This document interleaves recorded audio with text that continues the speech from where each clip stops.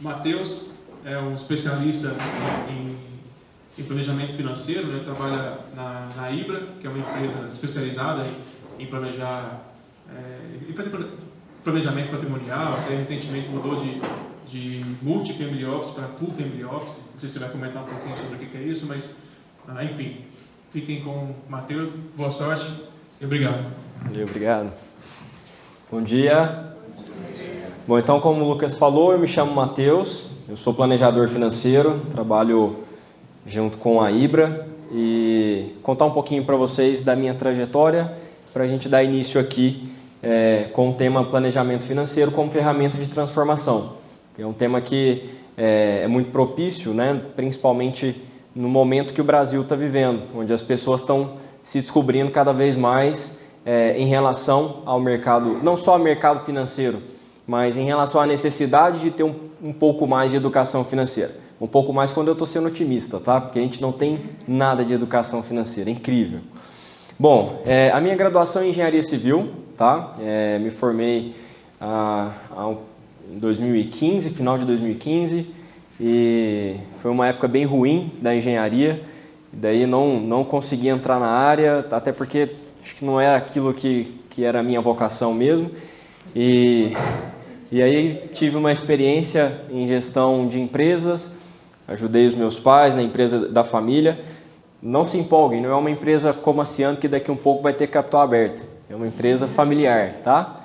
Mas me serviu muito, né? Foi uma escola muito boa para mim e eu me tornei cliente na Ibra, né? Então eu era cliente, de repente comecei a estudar isso e pareceu droga, então quanto mais eu estudava, mais eu queria.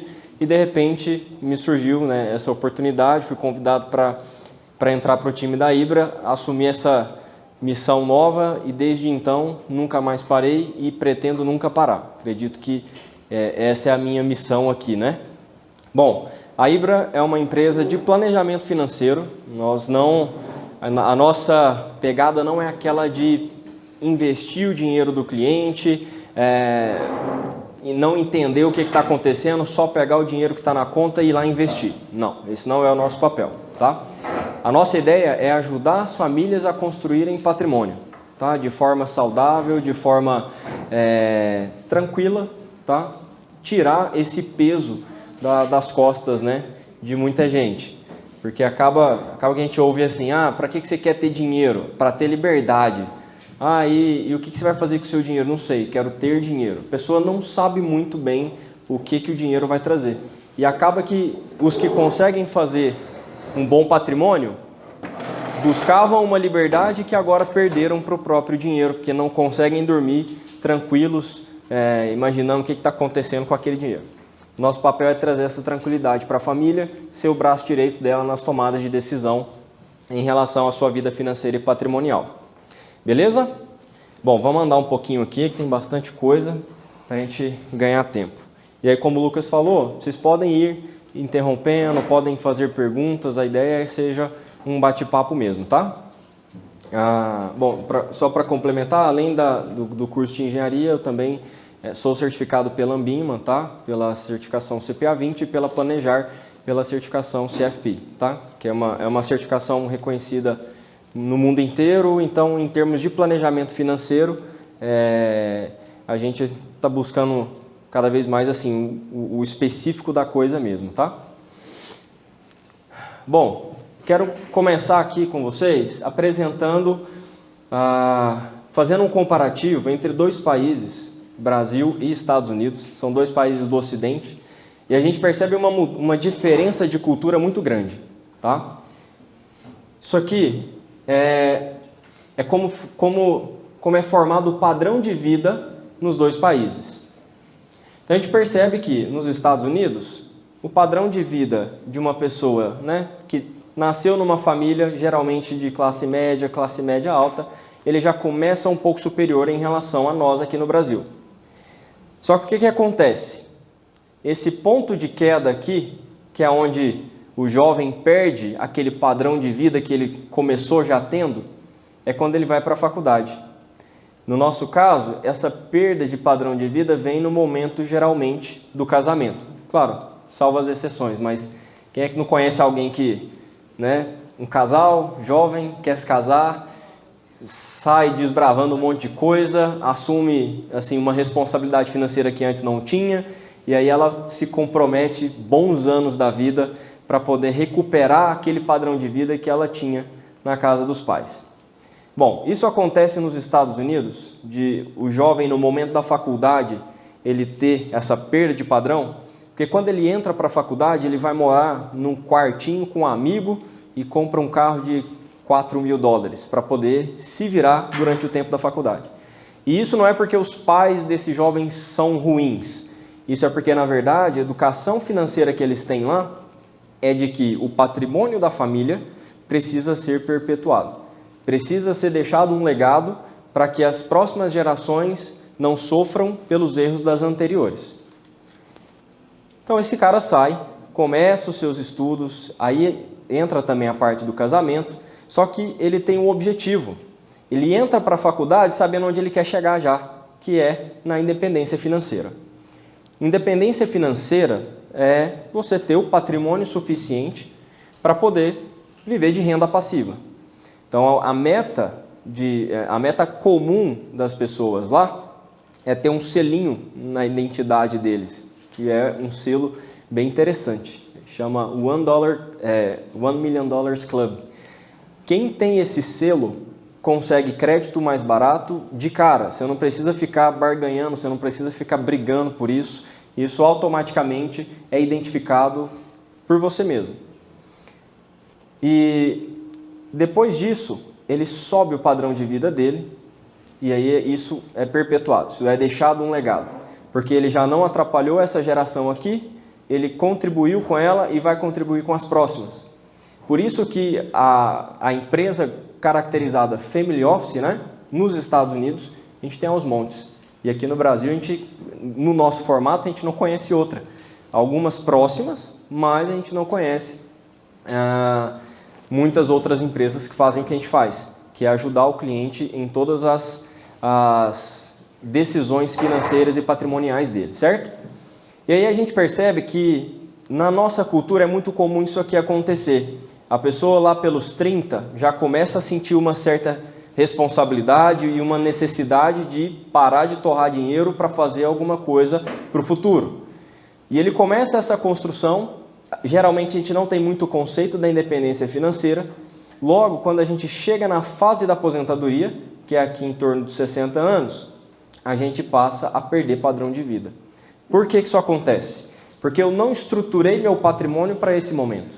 Eu posso até ter construído patrimônio, mas eu fiz de maneira desordenada muitas vezes e de modo que esse patrimônio não seja autossustentável e não me gere a renda passiva que eu preciso para viver o momento da aposentadoria tranquila. E aí logo eu começo a consumir patrimônio ou eu estou confiando demais numa previdência social, num modelo de previdência que não depende de mim e não é suficiente. Por quê? Qual que é o teto do INSS hoje? Algo em torno de R$5.000, 5 mil e poucos reais. Mas se você viveu com um salário de 10 mil, como é que você vai viver com um salário de 5 agora? Ou você perde o padrão, ou você depende das suas gerações futuras, né? Ou de empréstimos para poder bancar esse padrão. Então é muito comum que as famílias consumam o seu patrimônio e não deixem esse legado. Se identificaram com isso aqui, não? Faz sentido para você? Né? Beleza. Bom, gente, isso não é uma informação que eu tirei sozinho, tá? A gente tem aqui o Gustavo Cerbasi, que trata bastante disso aqui no curso dele, Inteligência Financeira aqui. Bom, posto isso, essa introdução feita, eu pergunto para vocês aonde você quer chegar. Isso é importante a gente saber e é uma das primeiras perguntas que eu faço para os clientes que eu atendo. Porque não adianta nada eu ensinar ele sobre finanças, não adianta nada eu mostrar para ele como que o dinheiro dele pode se comportar em tantos anos, o que ele pode construir, se eu não sei o que ele quer. Dinheiro não serve para mais nada a não ser pagar coisas que nos satisfaçam. Eu acho que ninguém tem assim, um sonho de olhar para a conta e ver a conta gorda só para ver número. A gente o número é o significado do que aquilo pode te trazer. Então, o resultado do que você pode comprar, do que você pode manter no seu padrão de vida, é o que vai determinar que número que tem que ser esse. Então, aonde você quer chegar é uma coisa que normalmente a gente também não tem muito claro. Eu falo isso porque a gente conversa com muitas pessoas lá no escritório, não sou só eu de planejador, e as pessoas falam, conversei com um cliente que eu perguntei para ele com quanto ele quer se aposentar, ele não sabe. Eu perguntei o que ele quer ter no futuro, não sabe. Então, a gente não para pensar nessas coisas. Então, tarefinha de casa é vocês chegarem a essa resposta para vocês começarem a se programarem diante de um planejamento financeiro. Bom, outra pergunta que me fazem bastante. Mateus, qual é o melhor investimento? E aí, sabe qual é a pergunta que eu devolvo? Qual é o melhor sapato?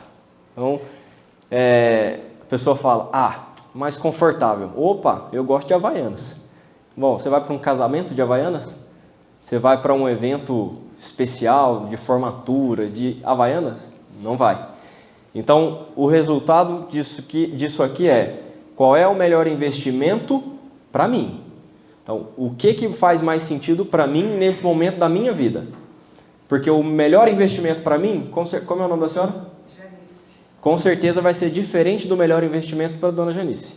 Porque nós estamos em momentos de vida totalmente diferentes.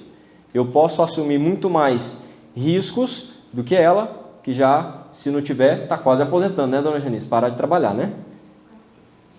Já, né?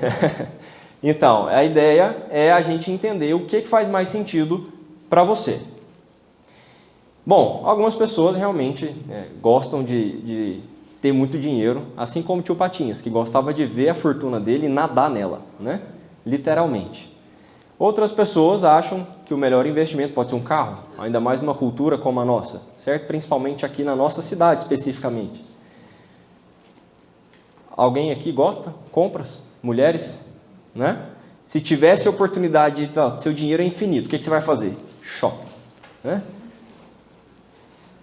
Outras pessoas acham que o melhor investimento seria viajar, o que não está errado. Né? Agora, tudo isso pode ser feito desde que a gente tenha clareza dos nossos objetivos e a gente saiba onde é que nós vamos chegar. Porque aí você vai se organizar para cuidar das prioridades que você tem.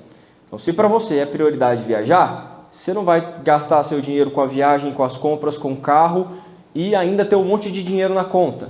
Você vai fazer a gente vai estruturar o seu patrimônio para que você tenha tranquilidade financeira e consiga fazer as suas viagens. Claro, se tudo isso é prioridade para você, então nós precisamos de montantes cada vez maiores, certo? E aí, o ponto que a gente vai chegar junto com o potencial que a gente tem, as habilidades profissionais que cada um vai ter, vai determinar o que nós podemos alcançar, né, no momento futuro. Pessoal, tudo bem até aqui? Tranquilo? Muita educação financeira, tá? Nesse primeiro momento. Então, algumas ferramentas de controle também. Sugestões.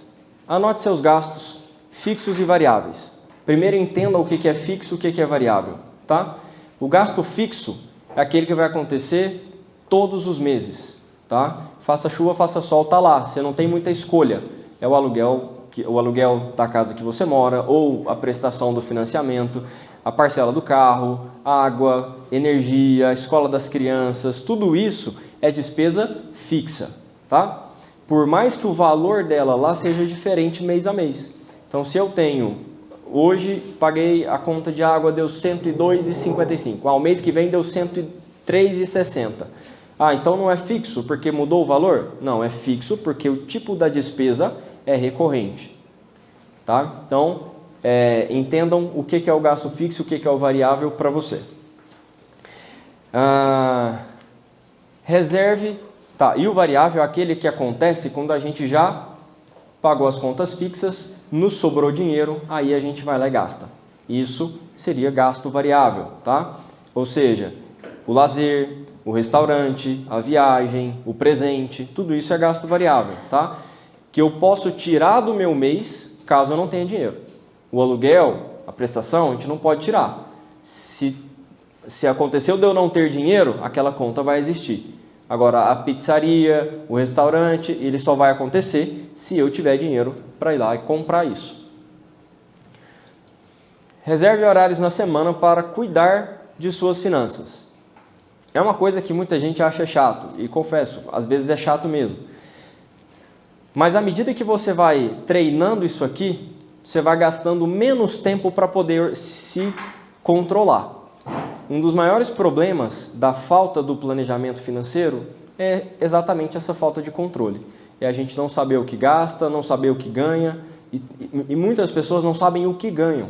A gente senta e a gente precisa entender, né, qual que é o tamanho da renda da pessoa, o que ela gasta. O que você está ganhando? Mais ou menos. Mais ou menos? Você não sabe quanto você ganha?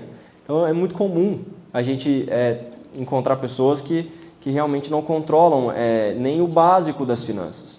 Não estou falando de você pegar uma planilha ou um caderninho e anotar todo o cafezinho que você toma, aquele centavinho que você gasta. Tem pessoas que vão fazer isso e naturalmente não vão sofrer para fazer isso, mas não é todo mundo. Se você não é desse que gosta do detalhe, pega de forma um pouco mais simples, mas faça, tá?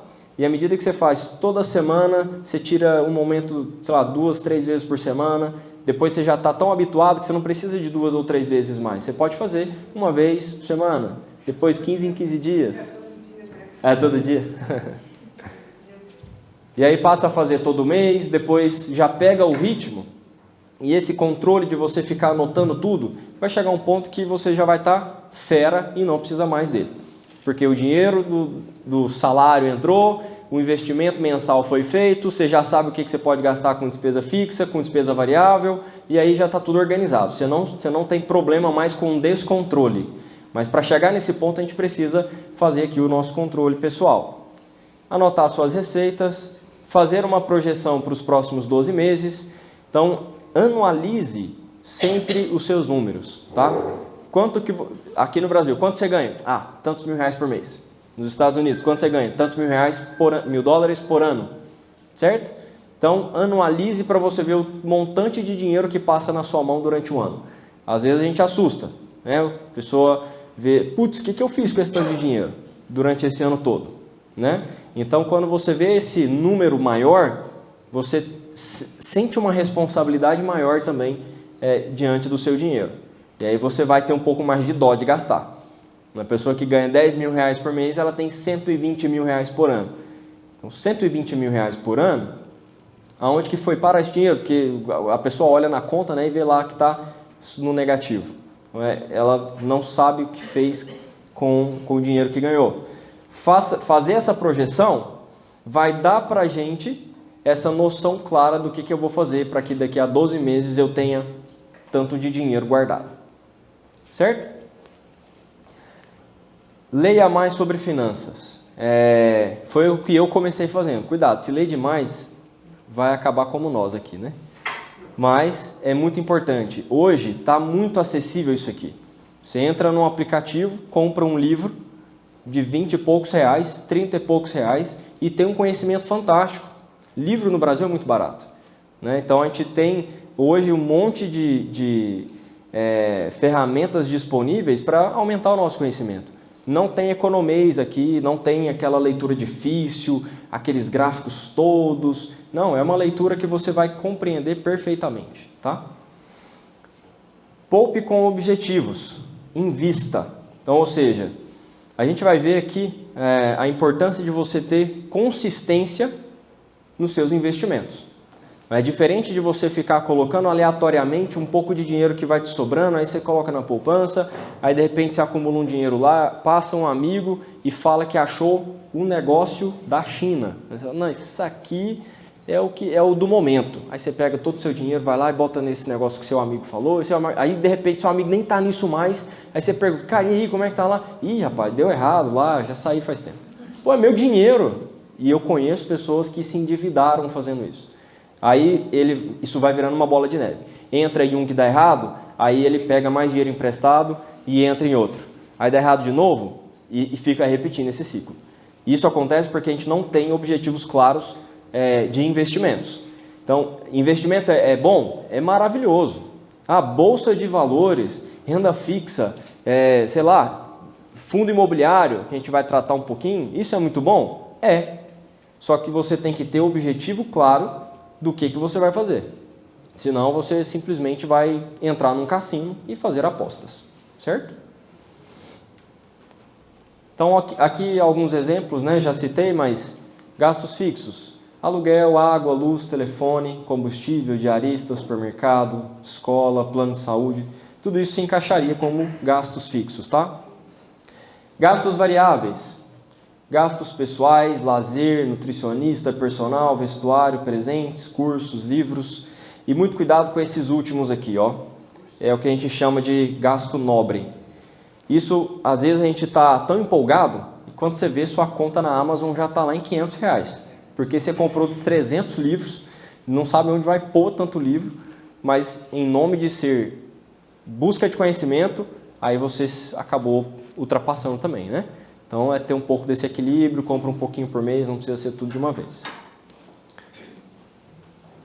Bom, isso aqui, isso vai variar de literatura para literatura, tá?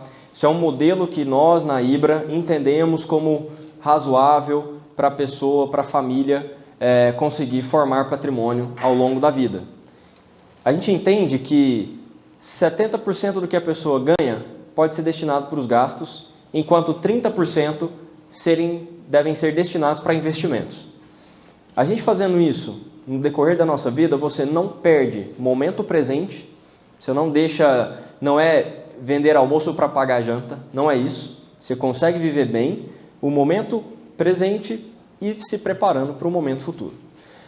Se a gente separa 30% das nossas receitas todos os meses, se você ganha 5 mil, 30% está lá. Se você ganha 10, aumentou seu salário, 30% está lá. Se você ganha 50, 30% está lá. Você criou o hábito da poupança mensal. Poupança de poupar, tá? Não de investir em poupança. Então, essa relação a gente foi chegando à medida que a gente foi também evoluindo como empresa, à medida que a gente foi fazendo as experiências e entendemos que isso aqui é perfeitamente aceitável para a maioria das pessoas. Claro que pode variar. Algumas pessoas vão fazer mais do que isso. Algumas pessoas invertem esse cenário. Tem pessoas que gastam 30% e investem em 70%. Aí é quem quer ficar muito rico mesmo e mais rápido. Tá? Então, depende do que, aonde você quer chegar. Você tem, como eu, 28 anos, faço no sábado. 28 anos, quero me aposentar com 45. Então, pode tratar de inverter esse negócio aí, porque senão não chega. Não existe mágica. Tá? Agora, uma pessoa... Pois não. Matheus, e quando o que você ganha é variável? Um profissional liberal. Ótima. Quando eu ganho. Uhum. Varia muito do mês a mês. Excelente pergunta. Como é o nome da senhora? Adriana. É importante sempre pensar nessa regrinha de bolso, tá?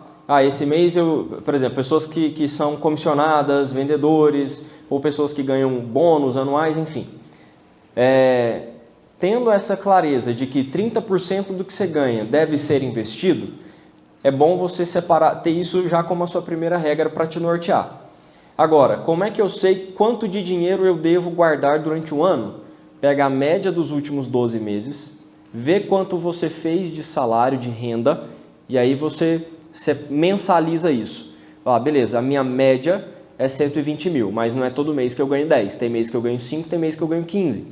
Ok, no mês que você ganha 5, guarda menos. No mês que você ganha 15, guarda mais. Para que você tenha, em um ano eu preciso guardar tanto. E aí você consegue fazer essa projeção, mesmo que a renda seja variável. Tá? É bom também, a renda variável, ela traz uma segunda responsabilidade também e muito importante. Porque às vezes assim, a gente monta um padrão de vida, eu ganho 15 e o meu padrão de vida é de 10. Só que tem mês que eu vou ganhar 10, tem mês que eu vou ganhar 7, só que o meu padrão de vida já está em 10. Aí é um problema, porque a gente começa a se descontrolar mês a mês. Por quê? Porque aí vai ter mês que vai faltar, eu vou ficar negativo, vou começar a pagar juros, ou vou precisar tirar da minha reserva e isso acaba descontrolando um pouco.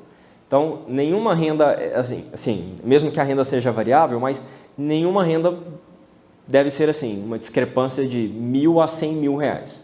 tem um intervalo que você considera razoável, né? Ó, é factível de que eu ganhe uma média de tanto, R$7.000. Pode ter mês que eu ganho 5, pode ter mês que eu ganho 10, então eu vou considerar 7 como a média.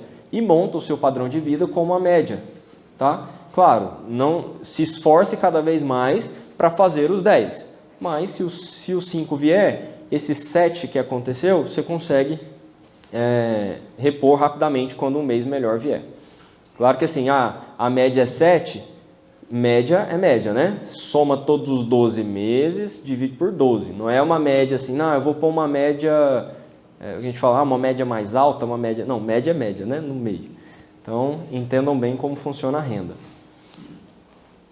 Bom, outro número que também varia de literatura é isso aqui, ó. Gastos fixos e gastos variáveis. A gente considera que o gasto fixo ele não pode ser maior que o gasto variável. Isso daqui seria um limite, tá? Uma situação mais confortável seria gastos variáveis chegar mais para cá, para diminuir o gasto fixo e ter mais gasto variável. Isso a gente tem como melhor, por quê? Se no momento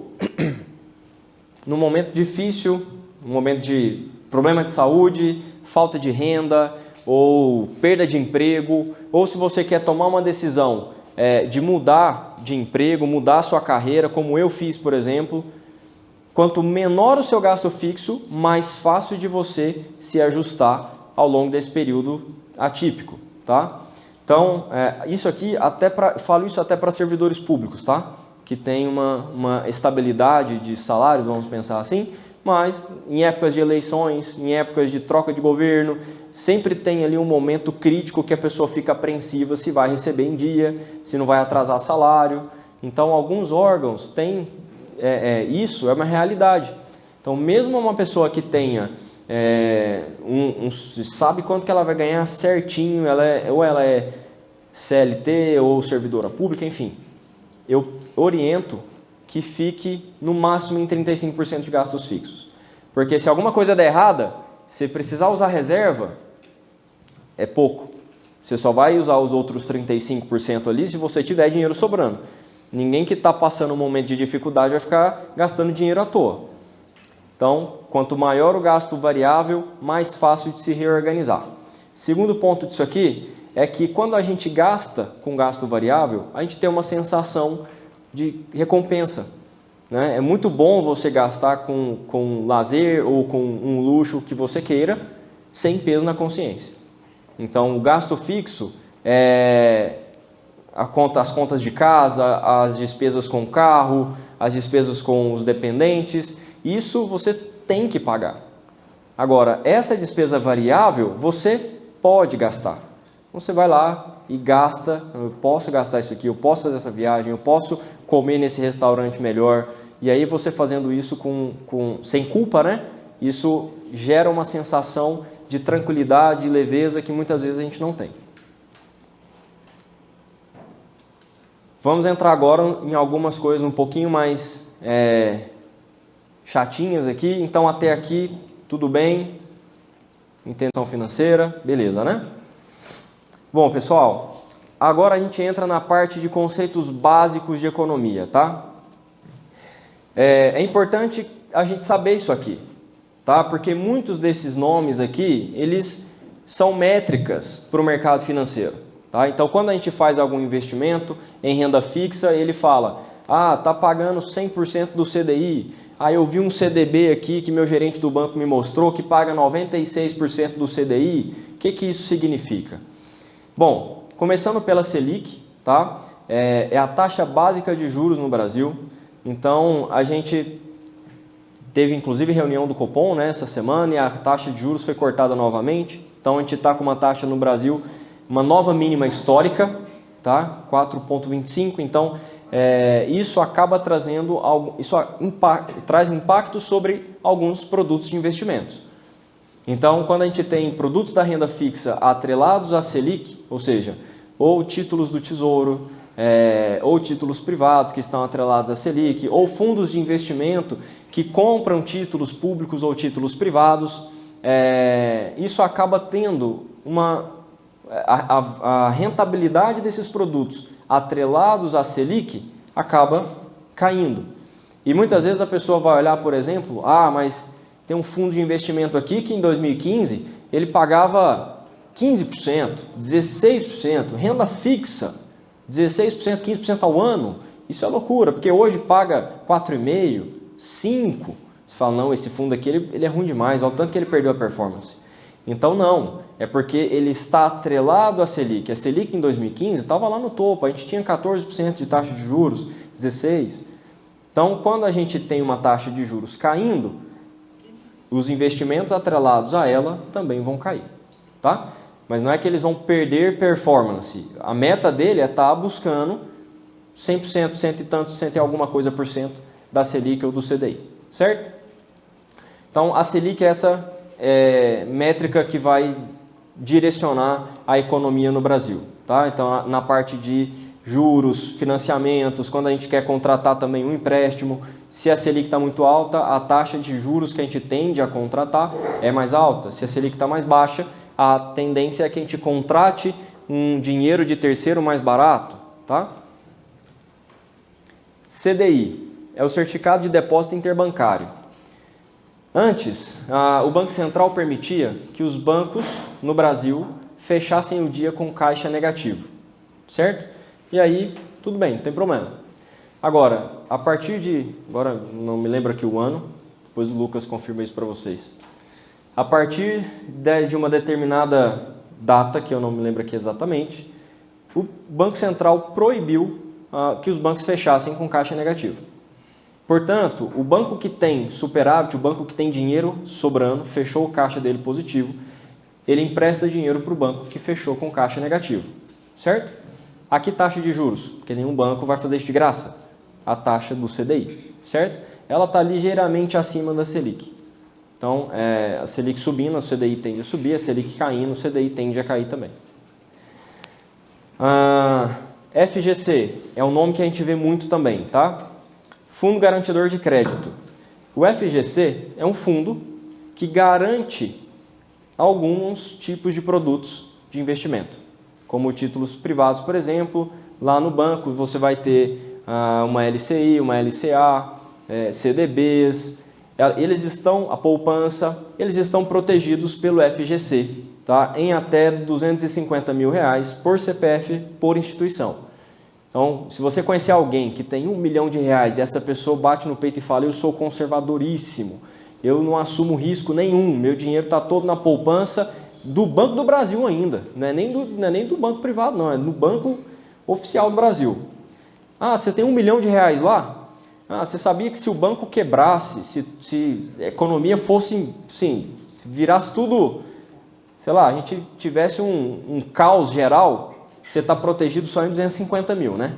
Não, mas como assim? Tem R$1 milhão lá. Não, mas o FGC, ele vai pagar até 250 mil, certo? Então, é uma proteção que a gente tem para alguns produtos. Se você tem receio de ir para o mercado financeiro, uma corretora, quer deixar seu dinheiro todo lá nos títulos do banco, pelo menos faça isso. Separe 250 mil por instituição, por CPF, certo? O IGPM é o Índice Geral de Preços do Mercado.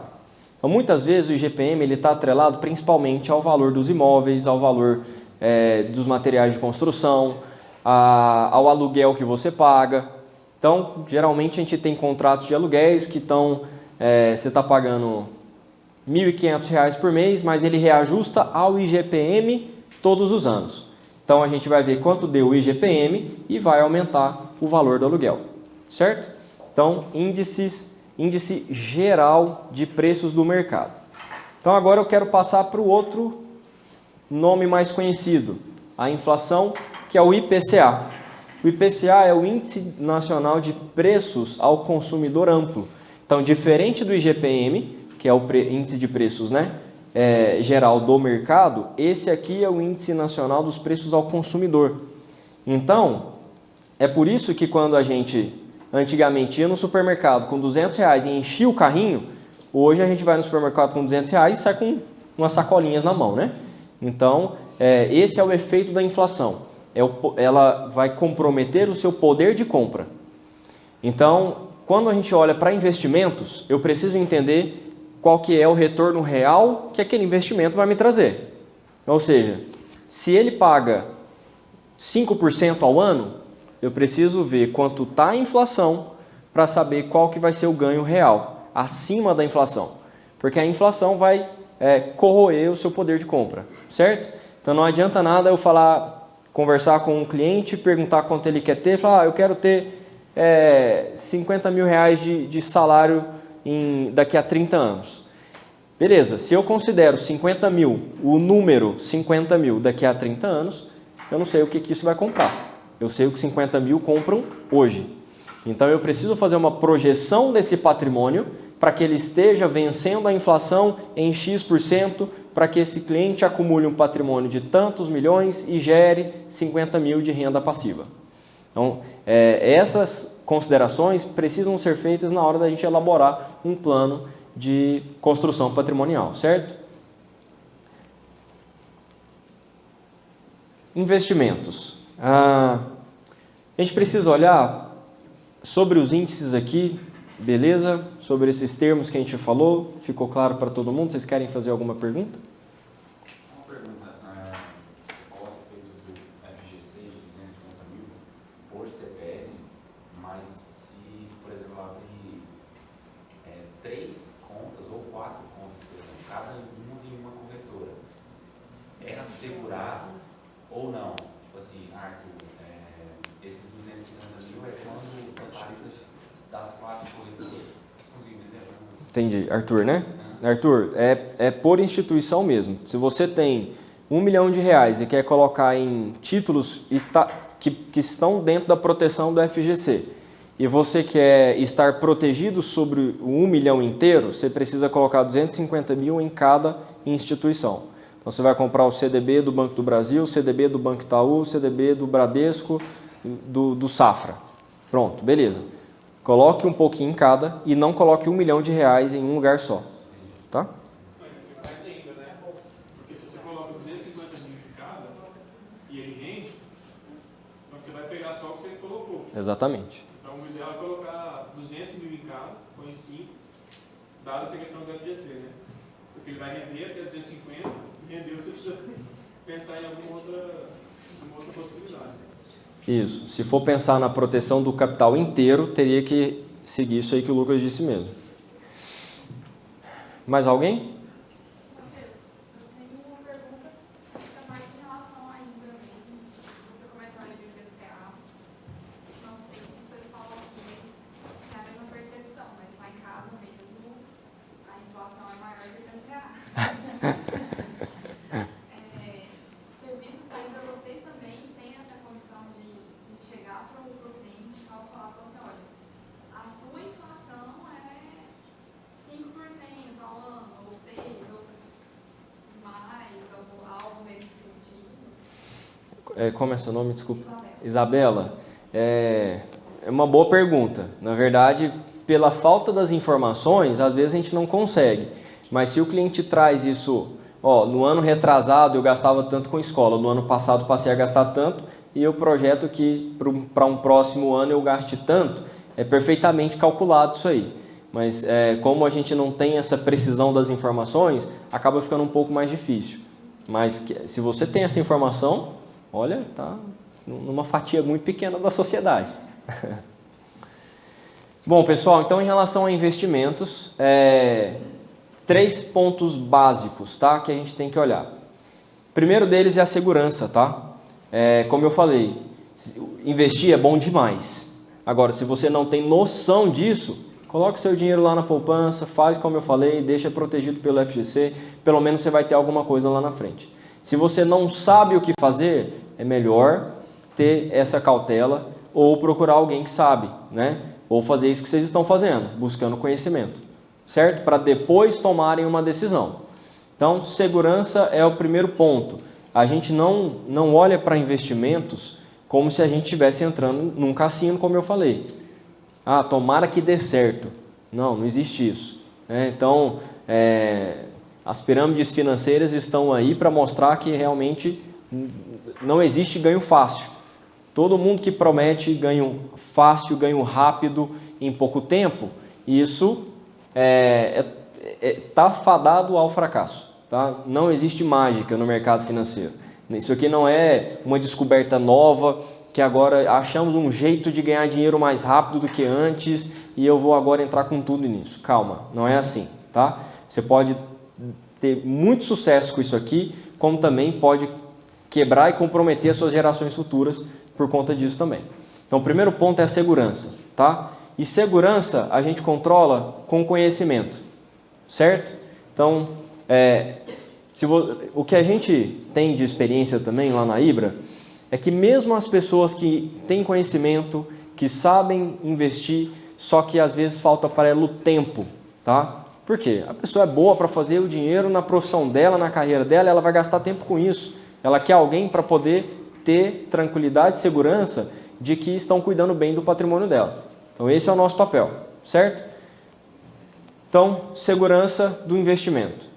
Conhecer sobre o que você está investindo, tá? Entender qual que é a estratégia daquele produto que você aplicou, se você quer aplicar o seu dinheiro. Primeiro ponto. Depois, liquidez.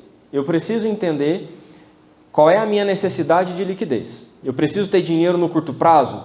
Quanto de dinheiro eu tenho que ter no curto prazo? Quanto eu posso deixar para o longo prazo? Quantos por cento do meu patrimônio eu posso deixar oscilando, tendo uma volatilidade maior? Liquidez é a facilidade de converter o ativo em dinheiro, certo? Investir num fundo de investimento fulano de tal, quero resgatar o meu dinheiro. Quanto tempo leva para esse dinheiro ficar disponível para mim de novo? Isso é liquidez. Rentabilidade, o retorno esperado de investimento. Então, geralmente, quando a pessoa fala de investimento, a primeira pergunta é sobre rentabilidade. Quanto está pagando esses negócios seus aí? É isso que eu ouço o tempo todo. Então, é uma cultura que a gente realmente tem que mudar. Investimento não tem que ser olhado só rentabilidade. Isso é um dos pontos, extremamente importante, mas não é o único. Tá? Como montar a carteira de investimentos? Isso é muito importante, tá? Por quê? Como eu falei, não existe uma... Às vezes a gente fala assim, eu vi a carteira do Warren Buffett, vou fazer igual, porque o cara é um bilionário, o quarto homem mais rico do mundo, vou ser igual a ele. Só que os momentos de vida são totalmente diferentes, a cabeça é totalmente diferente, o cenário que cada um vive é diferente, então não dá simplesmente para eu pegar uma carteira de alguém e replicá-la achando que eu vou ter o mesmo sucesso. E aí é um ponto que eu alerto vocês. Hoje, como eu falei, a gente tem acesso à informação muito rápido, muito fácil. Se você abrir o YouTube e digitar finanças, você vai ter vídeo para assistir pro resto da vida. Só que tem que tomar cuidado, mesmo os bons, tá? As pessoas que abrem a carteira dele, mostram aonde que está investindo e por que está investindo, e você vai lá. Outro dia eu atendi uma cliente e ela até teve um resultado bom na carteira de ações dela. E ela falou, aí eu perguntei, como é que você fez essa escolha aqui? Eu vou te falar a verdade. Eu vi o Primo Rico lá e fiz igual. Eu falei, olha, que bom que deu certo, mas poderia não ter dado. Por quê? A carteira do Primo Rico é para uma estratégia do Primo Rico, com o dinheiro que ele tem, com todas as outras coisas que às vezes a gente não sabe. Então não dá para eu pegar um negócio e simplesmente repetir, tá? Então, como montar a carteira de investimentos? A gente vai levar em consideração o curto prazo, o médio prazo e o longo prazo, certo? Curto prazo, 1 mês? Não, curto prazo até 1 ano, tá? Outra coisa que a gente precisa mudar também no nosso entendimento sobre finanças. Quando a gente fala de longo prazo, as pessoas elas respondem meses, e quando a gente fala curto prazo, elas respondem dias. Não é desse jeito, tá? O curto prazo ele é considerado pelo menos até 1 ano. E é aqui também onde a gente consegue mitigar muito risco. Porque eu preciso saber quanto do meu dinheiro vai estar destinado para isso aqui. Reserva de emergências. A reserva de emergências, que na Ibra nós chamamos de pulmão financeiro, ela vai ter que ter uma liquidez alta, ou seja, esse dinheiro precisa retornar para mim com rapidez, caso eu precise para uma emergência, e viajar não é emergência, Emergência é problema de saúde, é falta de renda, é alguma coisa nesse sentido mais grave, tá? Deixo lá um pedaço do meu dinheiro. A rentabilidade aqui é baixa. Por quê? Porque eu tenho uma liquidez muito alta, eu tenho segurança muito alta. O longo prazo, a gente chama lá na Ibra de base. É aquilo que vai trazer a tranquilidade para você no futuro, certo? É o patrimônio que eu tenho que ter lá na frente para poder ter uma aposentadoria tranquila. Então aqui a gente vai ter uma segurança também. E por que eu tenho segurança? Mesmo que nesse longo prazo eu possa fazer opção por ações. Eu tenho segurança aqui porque primeiro eu escolhi bem os meus ativos. Eu sei por que eu estou investindo no fundo de investimento de ações, tal. Eu já entendi qual que é a estratégia daquele fundo, eu conheço a gestora que está fazendo a gestão desse produto, eu sei o que eles esperam para o curto prazo, para o longo prazo, eu conheço a carteira de investimentos dele. Beleza, então eu tenho segurança, porque eu tenho conhecimento sobre o que está acontecendo. Mesmo que esse ativo faça um sobe e desce.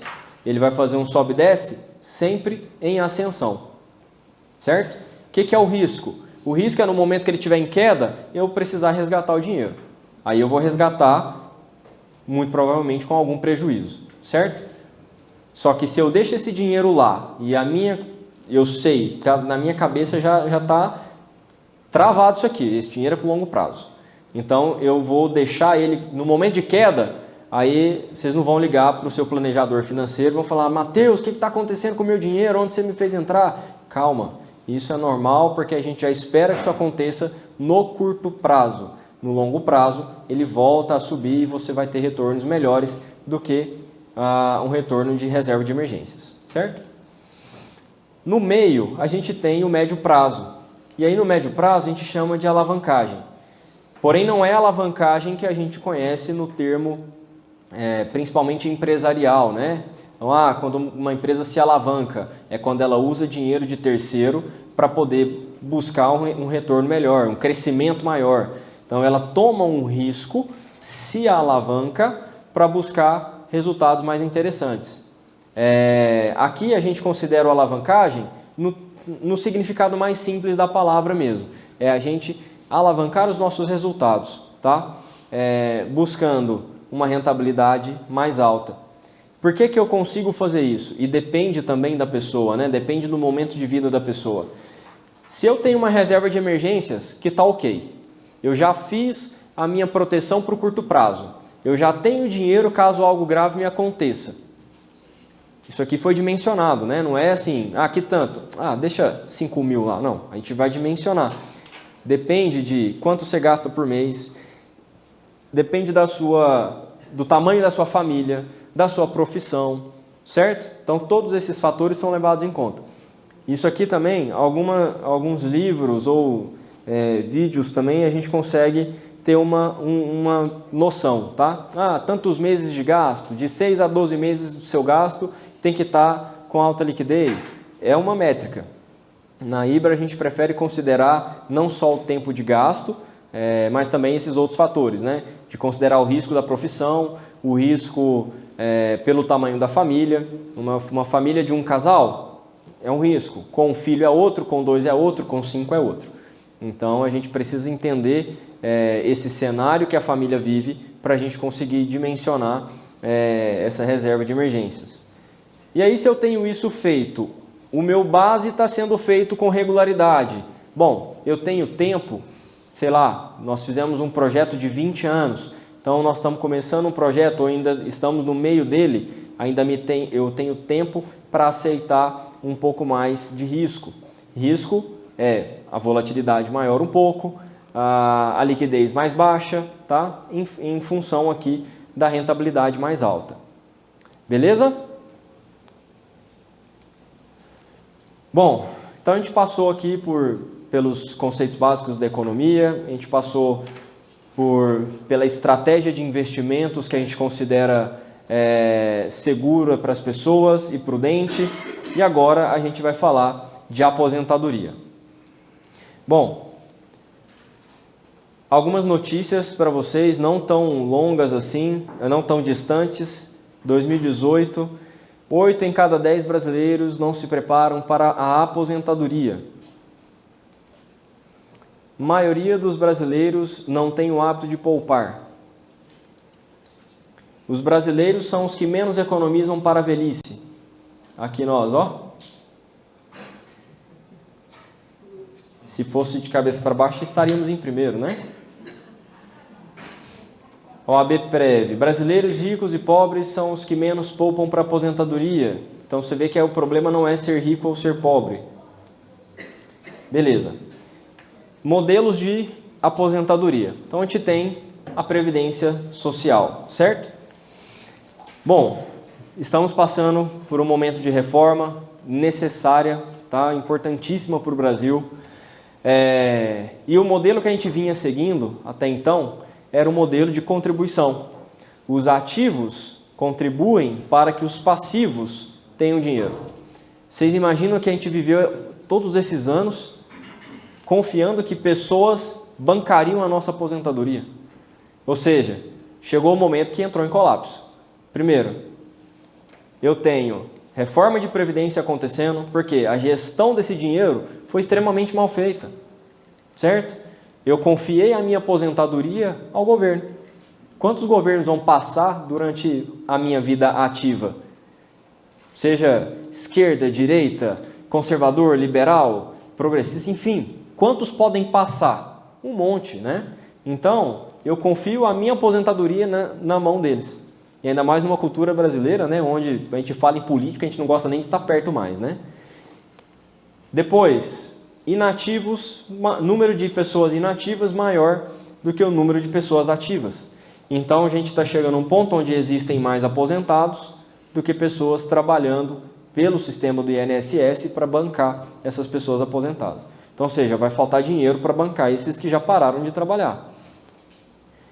A inflação é um risco também que vai estar inserido aqui, a gestão do governo e a dependência de terceiros. Então, os riscos que a Previdência Social carrega são esses, certo? Os quais eu não gostaria de correr. Não sei vocês, mas se eu tiver opção, prefiro não optar por isso aqui, tá? O máximo que eu posso fazer aqui é uma previdência que vai me gerar em torno aí de R$5.000 o máximo, né, de aposentadoria, e se não acontecer nenhuma reforma daqui até lá. Agora, o tempo de contribuição, que antes era um, agora é outro, as regras, né, os requisitos para que uma pessoa se aposente, isso pode mudar a qualquer momento, e é muito provável de que a cada 10 anos a gente tenha uma reforma de Previdência. Tá? Pelo histórico da Previdência, isso é muito factível. Matheus, então a Previdência, em resumo, aí é uma pirâmide também, né? Invertendo. Né? É mais ou menos, né? Bom, um ponto que me incomoda bastante. Você sabe quanto você já aportou no INSS? Você pergunta a um aposentado que está aposentado pelo INSS, quanto de dinheiro você colocou lá? Não sei.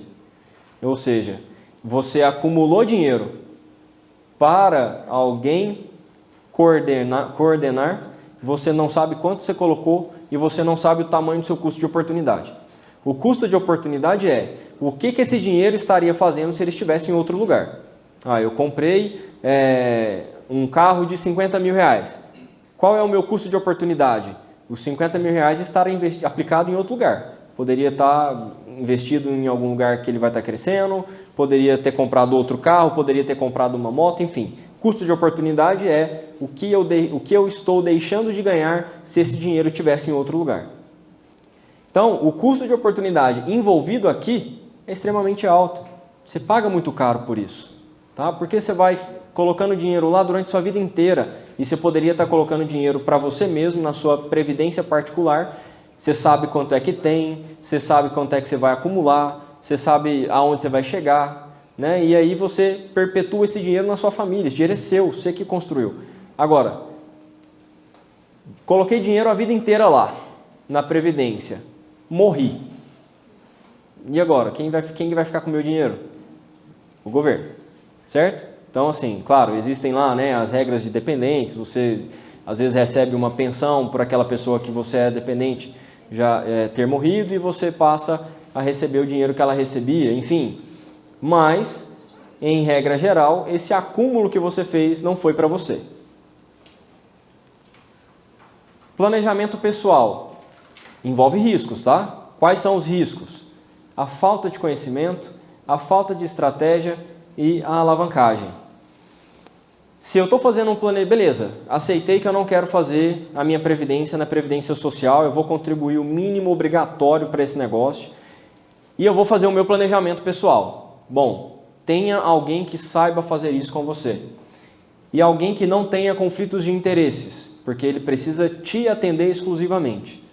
Tá? Então, existe a diferença da gente entrar lá no banco e sentar na mesa do nosso gerente e ele falar, como é seu nome? Hugo, compra essa previdência aqui, Hugo, isso aqui é bom demais, não sei o quê. É bom para quem? É bom para o Hugo ou bom para o banco? É o trabalho dele, não tem nada de errado ele oferecer um produto que ele precisa vender. É assim que ele faz o ganha-pão dele. Aí ele começa... Não, eu tenho clientes que falam assim, o meu gerente investiu esse dinheiro aqui sem eu saber. Cara, sério, existe isso? Então eu vim de banco, né? Assim, eu trabalhei um ano só, foi meu time cap. Não dei conta mais. Então, assim, você tem que ter alguém te auxiliando que está pensando em você. Ah, por que dessa previdência? Por isso, por isso, por isso. Ah, no nosso caso, né? Nós trabalhamos com essa independência. Eu não preciso vender um produto para os meus clientes, eu tenho que atender só o cliente, eu não tenho parceria com nenhuma instituição. E a gente entende que isso é muito mais eficiente, porque a gente não vai trazer para o cliente algo que faça sentido para mim ou para a Ibra, é algo que faça sentido para ele. Se hoje usar a corretora A, o fundo de investimento B é interessante para o cliente, façamos uso disso. Ah, beleza, parou de ser bom, eu tenho outro melhor, mudo para cá. Então isso é extremamente importante para a construção de patrimônio em relação a fazer um planejamento pessoal, tá? A alavancagem é aquilo que eu já disse, né? Então, você tem que saber o momento de alavancar, você tem que saber o que faz sentido para você no momento dessa alavancagem e o que a gente está buscando com isso, certo? Bom, vantagens. O acúmulo é feito para a família e o patrimônio perpetua nela, certo? A não ser que você queira gastar. Então, eu tenho clientes que falam, Matheus, não quero deixar dinheiro para ninguém não. Vou gastar tudo que eu fiz e eles que se virem. Beleza, tomara que você não morra antes do patrimônio acabar. Porque senão você vai ter os piores últimos dias da sua vida, né? Então, a gente vai fazer, pelo menos o acúmulo fica na família e ele pode fazer isso. Mas é porque o dinheiro é dele. E aí ele fez, ele vai deixar para os filhos como herança ou ele vai consumir todo o dinheiro? Isso é uma decisão que cabe a ele. Agora, numa previdência social, não cabe a você mais. Certo? Gestão particular, objetivos claros, planejamento bem definido, depende de você e gera liberdade. Então, esses pontos aqui são as vantagens de se fazer um planejamento pessoal, certo? Bom, entenderam bem a diferença entre ter uma previdência que não depende de nós e uma previdência que depende de nós? Tranquilo, né? Aqui agora, como eu disse no começo, né? Para a gente entender a importância da consistência. A gente entende que mês a mês, ter disciplina, construir o patrimônio, pouquinho por pouquinho, é mais interessante do que a gente acumular um montão de dinheiro, ir lá e aplicar. Aí você fica um ano sem colocar dinheiro lá. Aí depois você vai e aplica mais um montante e tudo. A gente fazendo mês a mês corre menos risco, porque pode ser que você acumule um montante, pode ser que você gaste um montante, você não sabe se vai ter um monte de dinheiro ou se você vai ter zero de dinheiro lá na frente para poder aplicar. Por isso a gente prefere mês a mês colocar um pouquinho de dinheiro. E a gente chega mais longe, porque alguns clientes que às vezes não entenderam bem o sentido disso aqui, eles falam assim, ah não, beleza, mas eu não tenho dinheiro agora. Ele acha que ele não tem o dinheiro suficiente que faça sentido ter um serviço de planejamento financeiro. E aí ele fala, não, eu vou acumular tantos mil reais primeiro, depois eu te procuro. E aí eu sempre falo, né? Falo, olha, por que você vai acumular um ano de dinheiro numa poupança, numa conta corrente, em qualquer outro lugar, e depois vai tentar, e depois vai ver o que é melhor para esse dinheiro? Faz direito desde o começo, que você já começa a colocar no lugar certo desde o princípio. Você não precisa colocar um ano errado para depois acertar onde é que você vai colocar. Começa desde o comecinho lá certinho, mesmo que seja com volume menor, é mais eficiente, vai chegar mais longe, tá? E aí aqui eu trouxe um exemplo para vocês, tá? Um aporte, suponhamos, tá? Um aporte inicial de R$10.000, um aporte mensal de R$1.000 e um retorno de 0,7% ao mês, em 5 anos. Essa primeira linha aqui, a gente tem, né, 5 anos, 60 meses, o valor acumulado, 89.445, total aplicado, 70 mil, e os juros que a gente acumulou, 19.400, certo? Então, isso aqui aconteceu. Eu tenho aqui a barrinha azul, que é o valor que eu acumulei, a barrinha verde é o total que eu apliquei, e essa barrinha laranja são os juros que eu ganhei. Vocês percebem que essa barrinha verde ela é linear e essa barrinha laranjada é uma curva, né? Uma exponencial. Isso aqui acontece pelo efeito dos juros compostos. Então, você tinha 10 mil, aplicou. No mês seguinte, você tem uma aplicação de 1.000. Então, você tem 10 mil com os juros que já rendeu, mais R$1.000. Depois, você tem 10 mil mais os juros do 10 mil, mais 1.000, mais os juros do 1.000 e outro 1.000. E assim sucessivamente, certo? Então, você vai acumulando juros desde o começo. Por isso que não é uma retinha, ela é uma curva exponencial. Bom, beleza. Agora eu quero mostrar para vocês a importância do tempo. A gente falou em 5 anos, né? Aqui a gente está aportando os mesmos 10 mil, com o mesmo aporte mensal de 1.000, com o mesmo retorno de 0,7, com 30 anos agora. Então eu mostrei 5 anos e agora eu estou mostrando 30 anos. Olha só a diferença. Nós aportamos R$360.000, só que nós acumulamos R$1.613.000, porque R$1.253.000 foi os juros que a gente ganhou. Então, 5 anos eu ganhei pouquinho juros. 30 anos fazendo isso, eu acumulei mais de R$1 milhão só de juros. Dado que o meu, em número de aporte, R$360.000. Certo? Agora, 30 anos, colocando R$1.000 todo mês, se a gente se esforçar um pouquinho, dá para fazer, não dá? Claro, não estou aqui, eu sei que existem muitas famílias no Brasil que às vezes penam para ganhar isso daí, mas numa consideração média, se a gente se esforçar, daria para a gente fazer isso aqui. Então, muitas pessoas têm o potencial de serem milionárias e não sabem. Olha como fica o gráfico. A linha verde é o que eu aportei, o laranja é o que eu ganhei de juros e o azul que eu acumulei. Vocês perceberam a diferença, né? Então, antes o meu juros estava bem aqui, aqui estava o meu total como aportado. Eu aportei mais do que eu ganhei de juros.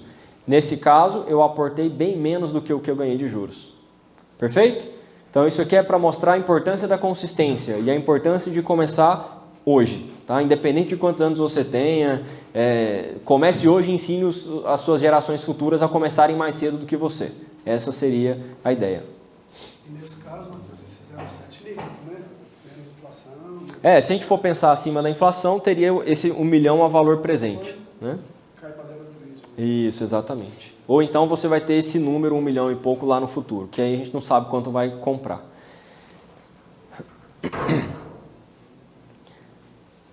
Bom, gente, caminhando já para o final aqui, para a gente fazer uma pausinha, eu quero trazer esse gráfico para dar um alerta mesmo, tá? Isso também em cenário Brasil. A gente percebe que até os 30, 35 anos, a pessoa está tendo essas prioridades aqui, ó. Formação acadêmica, priorizando o estilo de vida, entrada na casa própria, compra da casa, casamento, filhos. Depois disso aqui, as pessoas começam a se preocupar. Opa, peraí, eu tenho que fazer alguma coisa, senão eu vou chegar a lugar nenhum. Aí, dos 40 aos 60, 65, é mais ou menos qual é o tempo que ela vai usar para poder potencializar a sua construção patrimonial. Mas aí ela entra para uma casa maior, ela tem gasto com a educação dos filhos, apesar de ter um salário, promoção, receber alguma herança, também dá apoio para os filhos. E aí chega aqui no momento da transição para a aposentadoria. Quando a pessoa não está planejada, ela vem para uma aposentadoria geralmente menor do que o que ela fazia no seu período ativo. Ela precisa entrar num padrão de vida menor do que o que ela tinha antes, com menores gastos, cuidados médicos de longo prazo, e o legado dela não existe, porque ela consumiu o patrimônio que ela construiu.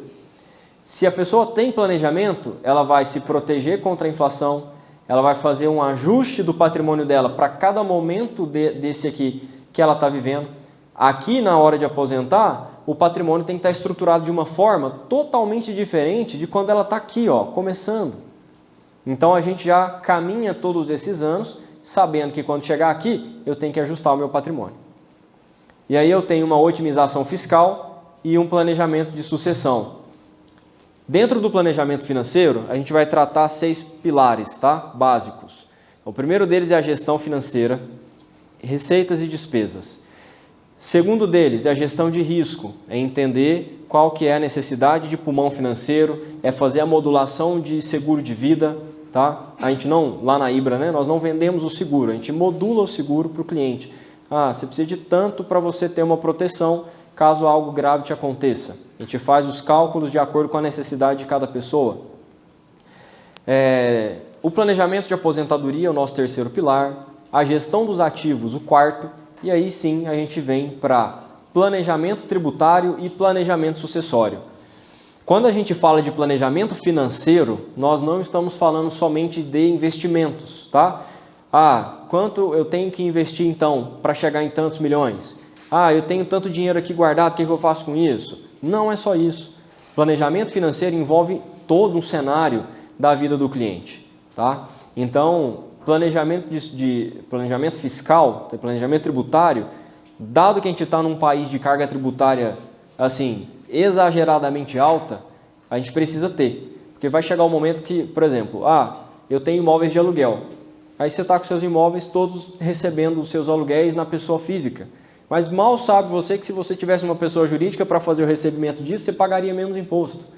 A constituição de uma holding familiar, um fundo exclusivo para famílias, né, de patrimônio maior. Então, tudo isso é levado em consideração no nosso trabalho para a gente estruturar o patrimônio da família.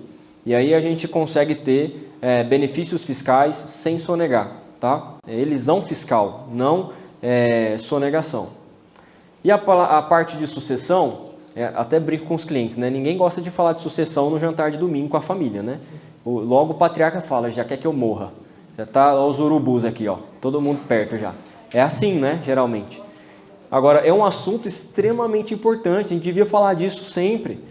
Porque o patrimônio que está construído, às vezes, eu tenho amigos que os pais já construíram um bom patrimônio que não sabem o que o pai tem. Cara, seu pai morre hoje, quem é que vai tomar conta desse negócio que ele fez? Não, depois a gente vê isso. Depois a gente vê isso, custa muito caro. Porque certamente você conhece alguém que tem um bom patrimônio, está lá travado na justiça porque não tem dinheiro para acessar o patrimônio. Porque não se programou. Ele não se planejou para poder, no momento dessa sucessão, ele ter a liquidez necessária para pagar imposto, para pagar advogado. Entendeu? Então, o planejamento sucessório é extremamente importante. A gente consegue reduzir custo e, em função do planejamento, claro que você vai ter que pagar as custas de inventário, vai ter que pagar advogado, imposto, essas coisas? Vai ter. Só que a gente constrói o patrimônio para que isso fique o mais barato possível e a forma mais fácil possível, tá? Pessoal, então, dúvidas? Não? Beleza?